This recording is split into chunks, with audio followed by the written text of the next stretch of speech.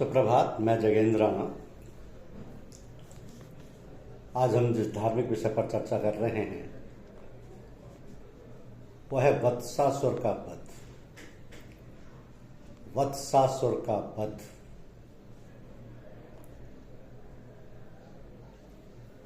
वृंदावन के चारों ओर प्रकृति का वैभव बिखरा हुआ था।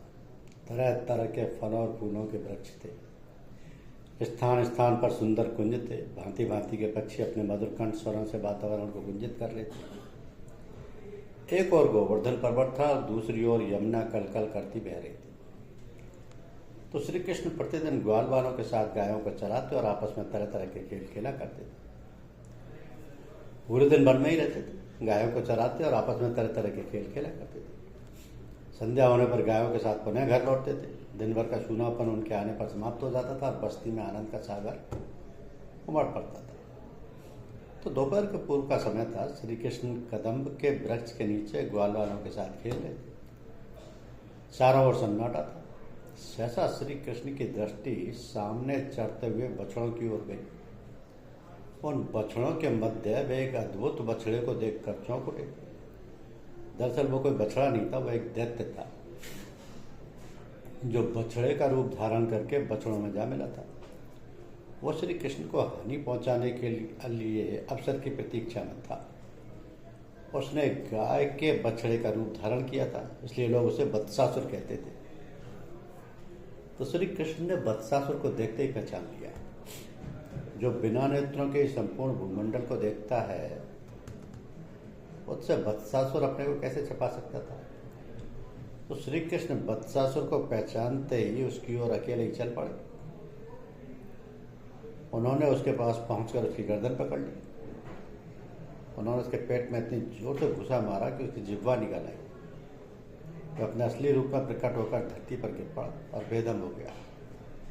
तो सभी ग्वालवाल उस भयानक राक्षस को देखकर विस्मित हो गए। वे श्री कृष्ण की प्रशंसा करने लगे और जय कन्हैया के नारे लगाने लगे। और संध्या समय जब वो लौटकर घर गए तो उन्होंने पूरी बस्ती में भी इस घटना को फैला दिया। गोपों और गोपियों ने जहाँ श्री कृष्ण के शौर्य की प्रशंसा की, वहीं उन्होंने वत्सासुर से बच जाने की प्रसन्नता में ईश्वर के प्रति कृतज्ञता प्रकट की। तो कृष्ण के पिता नंद गोकुल गांव के मुखिया थे। उनके पास बहुत से मवेशी थे। गाय और उनके बच्चे कृष्ण और उनके भाई बड़े भाई बलराम अपने पिता की मदद मवेशियों को चराने के लिए ले जाते थे। हर सुबह वे झुंड को गोकुल के बाहरी इलाकों में ले जाते थे। जब मवेशी चरते थे तो कृष्ण उन्हें देखते थे और वे खुशी से अपनी बांसुरी पर मधुर धुन बजाते थे। तो कृष्ण की कोई भी छवि उनके हाथ में बांसुरी के बिना पूरी नहीं होती। वो जो मधुर संगीत बजाते थे वो गोपियों और मवेशियों दोनों को समान रूप से पसंद आता था। कई बार कृष्ण अपने दोस्तों या सखाओं के साथ खेलते थे। एक दिन जब मवेशी खेतों में चल रहे थे तो कृष्ण अपनों के दोस्तों के साथ खेल रहे थे। बचपन से ही कृष्ण बहुत तेज नजर आने वाले और होशियार थे। खेलते समय वह मवेशियों की झुंड पर नजर रखते थे।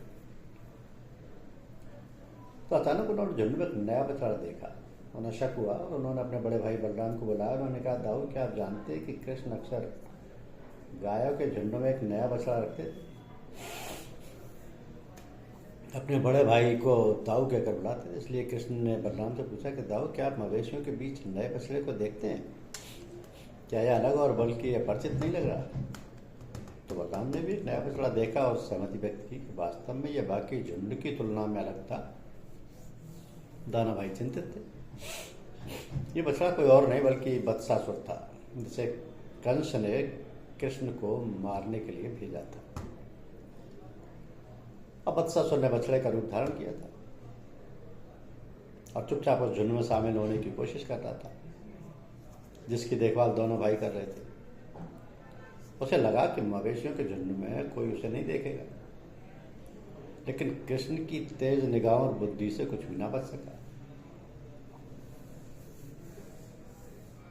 तो इसके बाद कृष्ण और बलराम दोनों चुपचाप बछड़े के पास पहुंचे। कृष्ण ने बछड़े की पूंछ पकड़ी और फिर उन्होंने पूरी ताकत से उसे घुमाया और बछड़ा पास की झील में जा गिरा।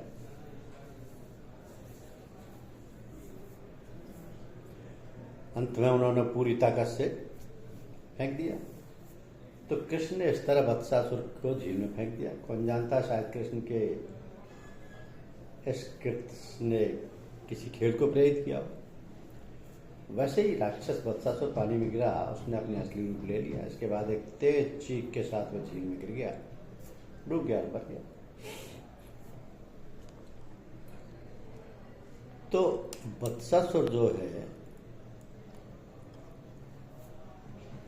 जब अर्जुन के दोनों वृक्ष वज्र की तरह ध्वनि करते हुए भूमि पर गिरे तो नंद महाराज सहित सभी गोकुलवासी तुरंत वहां आ गए।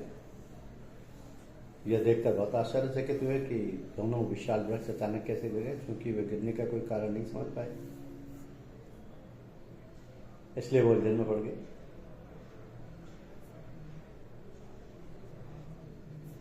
जब उन्होंने बालक कृष्ण को यशोदा की रस्सियों से लकड़ी के उपली में बंधा हुआ देखा तो वो सोचने लगे,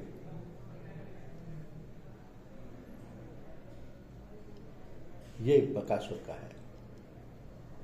ये बकासुर राक्षस के साथ जैसा किया था उन्होंने कृष्ण जी ने। तो क्योंकि भगवान कृष्ण जो मुक्तिदाता है, वो अपने साथियों के साथ तरह तरीके की बाल लीलाएं करते थे। और क्योंकि उस वक्त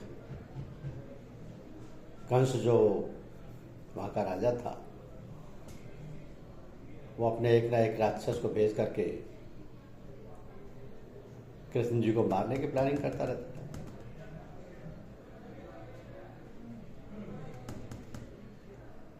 जब वो मारने की प्लानिंग करता था तो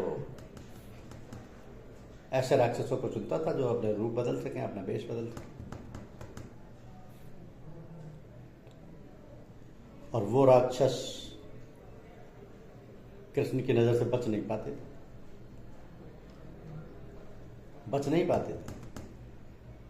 क्योंकि जब कृष्ण बलराम यमुना के तट पर खेल रहे थे तब वत्सासुर नामक एक राक्षस बछड़े का रूप धारण करके वहां आया और दोनों भाइयों को मारने का इरादा किया। अब बछड़े का रूप धारण करके राक्षस दूसरे बछड़ों के साथ मिल सकता था, हालांकि कृष्ण ने विशेष रूप से इस पर ध्यान नहीं दिया। अब उन्होंने तुरंत बलराम को राक्षस के प्रवेश के बारे में बताया। फिर दोनों भाई उसके पीछे चले गए और चुपके से उसके पास पहुंच गए। कृष्ण ने राक्षस बछड़े को दो पिछले पैरों और पूंछ से पकड़ लिया और बहुत जोर से घुमाया और उसे एक पेड़ पर फेंक दिया। राक्षस ने अपनी जान गंवा दी और पेड़ के ऊपर से नीचे जमीन पर गिर गया। जब राक्षस जमीन पर मृत पड़ा था तो कृष्ण के सभी साथियों ने उसे बधाई दी, अच्छा किया, अच्छा किया। और आकाश में देवता बहुत संतुष्टि के साथ फूल बरसाने लगे। इस प्रकार संपूर्ण सृष्टि के पालन करता कृष्ण और बलराम प्रतिदिन प्रातःकाल बछड़ों की देखभाल करते थे और इस प्रकार वे वृंदावन में ग्वाल बालों के रूप में अपनी बाल लीलाओं का आनंद लेते थे। तो सभी ग्वाल बाल प्रतिदिन यमुना नदी के किनारे अपने बछड़ों को पानी पिलाने जाते थे। आमतौर पर जब बछड़े यमुना से पानी पीते थे तो लड़के भी पानी पीते थे। एक दिन पानी की पीने के बाद जब वो नदी के किनारे बैठे थे तो उन्होंने एक विशाल जानवर देखा जो बतख जैसा दिख रहा था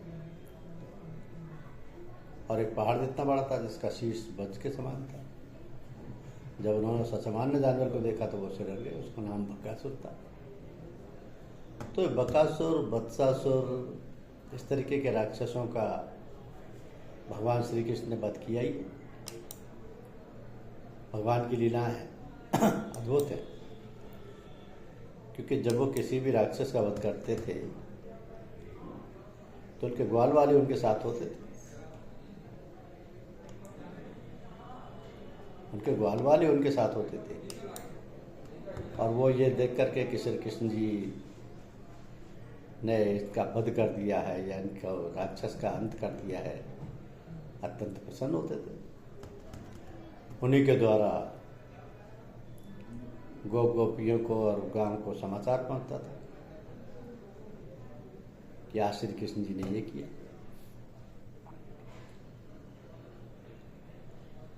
तो श्री कृष्ण का बचपन एक बहुत ही रोमांचक और अद्भुत कहानी है, क्योंकि श्री कृष्ण जी के बचपन में कंस ने जितने राक्षस उनको भेजे उनके वध करने के लिए, उनमें से कोई भी सफल नहीं हो सका। सफल क्यों नहीं हो सका, ये भी एक बहुत महत्वपूर्ण सवाल है। क्योंकि ये जो लीलाएं हैं कृष्ण जी स्वयं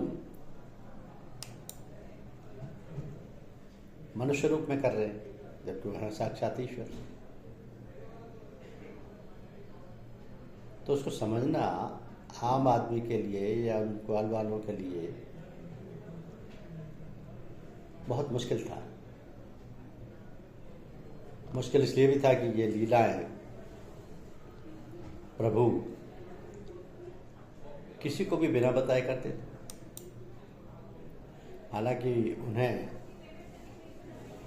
भूत भविष्य वर्तमान का संपूर्ण दृश्य दिखाई देता था, उनकी दिव्य शक्तियां थीं, वो उनमें से जितने भी वेश बदलकर राक्षस आते थे उसको तुरंत दूर से पहचान लेते थे। वो जानते थे, वो इस बात को अच्छी तरह जानते थे कि ये जो कंस है ये अपनी चाल तब तक चलेगा जब तक कि इसके पास इनकी राक्षसों की पूरी फौज है, और जब तक वो किसी का अंत ना करे, क्योंकि उसका एक ही मकसद था। तो श्री कृष्ण जो कंस के लिए काल थे, और इस बात की जानकारी कंस को उनके जन्म से पहले से ही लग गई थी, तो जन्म से पूर्व ही कंस ने कृष्ण जी को मारने के लिए कई षड्यंत्र दिए थे, और माता देवकी से जन्मे सभी संतानों की हत्या कर दी। लेकिन जब भगवान ने स्वयं इस धरती पर जन्म लिया तो कहानी धीरे धीरे बदलती गई। जब कंस को इस बात का पता लगा कि कृष्ण जी गोकुल में हैं, तो कंस ने भगवान श्री कृष्ण जी को मारने के लिए कई प्रयास किए, लेकिन वो हमेशा विफल ही रहा। तो इसी प्रकार से कंस ने वत्सासुर को भी कृष्ण जी की हत्या के लिए भेजा, लेकिन वो भी भगवान के हाथों मारा गया। तो श्री कृष्ण जी की बाल लीलाओं में वत्सासुर का वध भी एक महत्वपूर्ण वृत्तांत है कि भगवान श्री कृष्ण जी बाल्यावस्था से ही कंस ने उन्हें मारने के लिए कई राक्षस भेजे, और उसे उनके कोमल शरीर को देखकर भी दया की भावना नहीं आई, लेकिन वह तो स्वयं भगवान ही थे। उन्होंने हर एक राक्षस को मारकर कंस को मुंहतोड़ जवाब दिया, और कोई भी राक्षस उनका बाल भी बांका न कर सका। फिर भी कंस मथुरा का अधिपति कृष्ण जी को मारने के लिए लगातार प्रयास कर रहा था। उसने कृष्ण को मारने के लिए कई राक्षसों को गोकुल भेजा, जिनमें से कुछ थे पूतना, बकासुर, वत्सासुर। तो वत्सासुर एक बहुत ही शक्तिशाली राक्षस था जो मायावी था, और उसने अपना रूप बदलकर गायों का रूप धारण कर लिया। एक दिन जब श्री कृष्ण जी और बाल गोपाल गायों को चराने के लिए जंगल में गए, तो वत्सासुर एक बछड़े के रूप में उनके बीच में आ गए। वो बहुत ही प्यारा लग रहा था, तभी ग्वालों को अपनी ओर आकर्षित कर रहा था सभी। तो बछड़ा इतना मनमोहक था कि कृष्ण जी भी ग्वालों की तरह उनके पास गए। जैसे ही कृष्ण जी उसे छूते हैं तो वत्सासुर अपने असली रूप में आ जाता है। ये देख सब डर जाते हैं, और वत्सासुर कृष्ण जी को पकड़ लेता है, और फिर उन्हें निगलने की कोशिश करता है। तो कृष्ण जी वत्सासुर के मुंह के अंदर चले जाते हैं, और ये देख सभी उनको भयभीत हो उठे और चिंतित करने लगे। लेकिन वहीं दूसरी ओर कृष्ण जी उनके अंदर चले जाते हैं, फिर वत्सासुर के भीतर जाकर वे उसे अंदर से पूरी तरह से फाड़ देते हैं। इस प्रकार से भगवान श्री कृष्ण जी वत्सासुर का वध कर कंस को क्रोधित कर देते हैं। उसके बाद फिर से कंस ने कृष्ण जी को मारने के लिए कई राक्षसों को भेजा, लेकिन हर बार की भांति कंस की हार होती गई। तो ये जो हमारी कृष्ण जी की लीलाएं हैं, इसको लेखकों ने अपना अपना ढंग से कहा है,